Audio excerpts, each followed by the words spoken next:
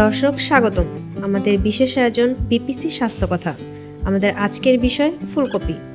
শীতের সকালে যখন কুয়াশা ভাঙে তখন সবজির ঝুড়িতে চোখে পড়ে সাদা সবুজ এক পরিচিত সবজি ফুলকপি।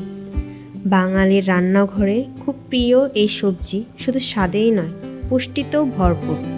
কিন্তু প্রতিটি খাবারের মতোই ফুলকপিরও আছে ভালো দিক ও কিছু সতর্কতা।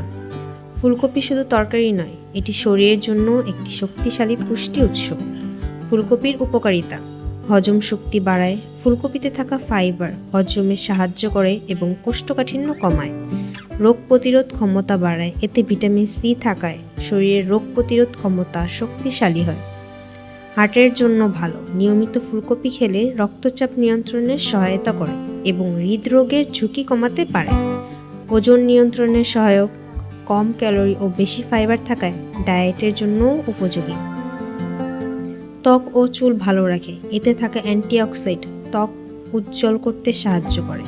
কিন্তু যে কোনো খাবারের মতোই অতিরিক্ত ফুলকপি খাওয়ারও কিছু পার্শ্ব প্রতিক্রিয়া আছে। ফুলকপির অপকারিতা: গ্যাসের সমস্যা তৈরি করতে পারে। অতিরিক্ত খেলে পেট ফাঁপা বা গ্যাসের সমস্যা হতে পারে।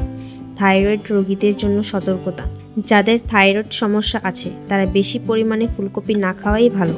কিডনি স্টোনের ঝুঁকি: এতে থাকা অক্সালেট কিছু মানুষের কিডনি স্টোনের ঝুঁকি বাড়াতে পারে। অ্যালার্জির সমস্যা: কারো কারো ক্ষেত্রে ফুলকপি খেলে চুলকানি বা অ্যালার্জি দেখা দিতে পারে। ফুলকপি আমাদের দৈনন্দিন খাদ্য তালিকার একটি পুষ্টিকর সবজি।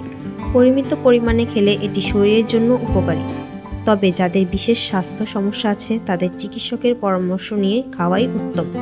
আজ এই পর্যন্তই। সুস্থ থাকুন, সচেতন থাকুন আর দেখতে থাকুন বিপিসি স্বাস্থ্য কথা।